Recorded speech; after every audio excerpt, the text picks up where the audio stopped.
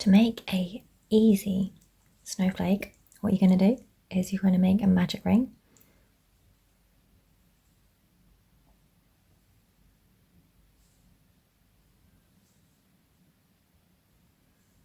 Next, what you're going to do is you're going to chain 4. 1, 2, 3, and if it drops off like mine, just pick it back up again, and 4.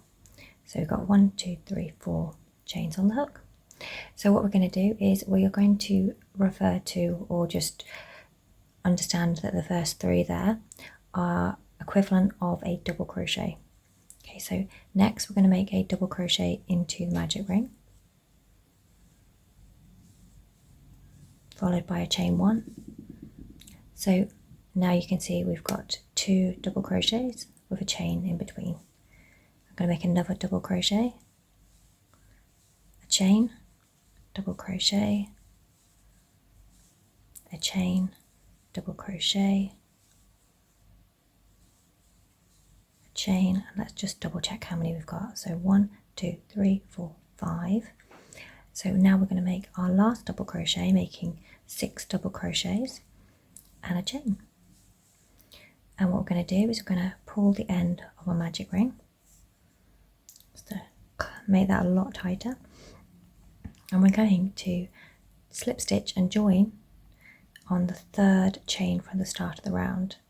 So 1, 2 and 3, and you can tell these by the little V shape they create. So 1, 2 and 3. So we'll insert our hook there, so we can got the 2 loops on our hook there. Bring in our yarn through, give it a little wiggle if you need, sometimes you do, and then pull through again.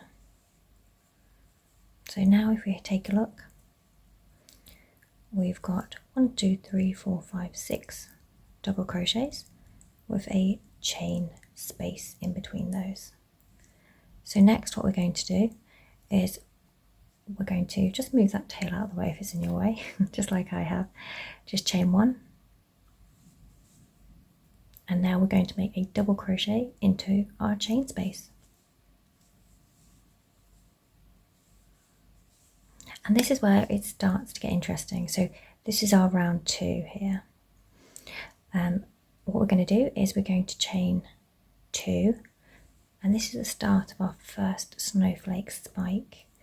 And then we're going to make a slip stitch on the back. So we're going to go 1, 2, and into the 2nd chain from the hook. We're just going to put our hook under that back loop and make a slip stitch to join. Now we're going to chain 3, 1, 2, 3, and in the 2nd chain from the hook, we're just going to again slip stitch into the back loop. And then in the next chain down, into that back loop, we're going to make a single crochet. Now we're going to chain 2, 1, 2,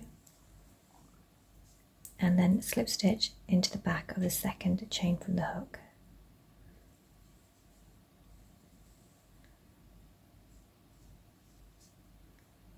And now, after we've made those little bumps there, those 3 little bumps, what we're going to do is we are going to make a single crochet. We're just going to work here and into that loop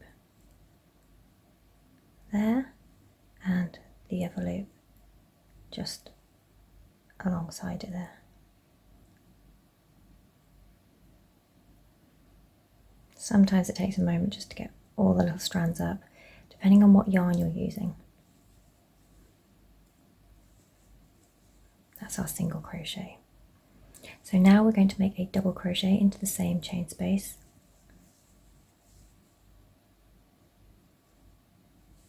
And that completes our first snowflake spike. So what we're going to do next is we are going to single crochet into the next chain. I'll just show you where that is a little bit closer. Okay, that's just there above that previous round's double crochet. Single crochet, there we go. And we're going to create the same spike in the next chain space by making a double crochet, chain 2, making a slip stitch into the back loop of the second chain from the hook. Then we're going to chain 3, 1, 2, 3, making a slip stitch into the second chain from the hook's back loop. That's our slip stitch, and then into the next chain, into the back loop, a single crochet. Then chain 2, 1, 2, and into the second chain from the hook's back loop, we're going to make a slip stitch. Then working here, I'll just show you a little bit closer. So working here, we're going to insert our hook just through those 2 loops, and we're going to make a single crochet and a double crochet to close that little spike. There we go.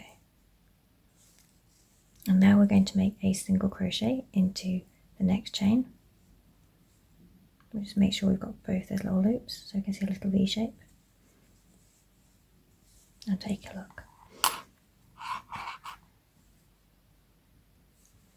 So now we're going to work our remaining 4 spikes of our snowflake in the same way. Do follow along with me if you wish, or if you'd like to, just rewind and listen to the instructions again to suit you.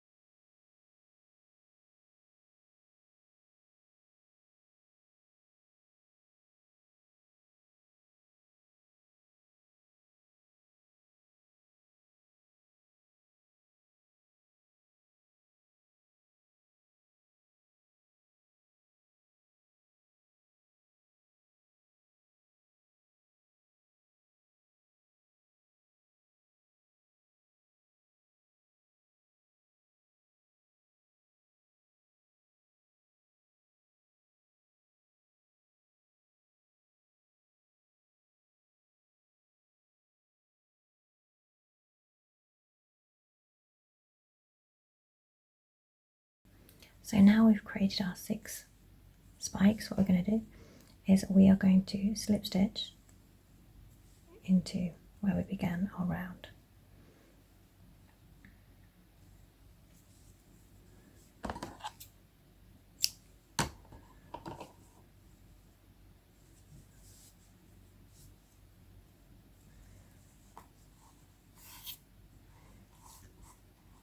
So here is our completed snowflake.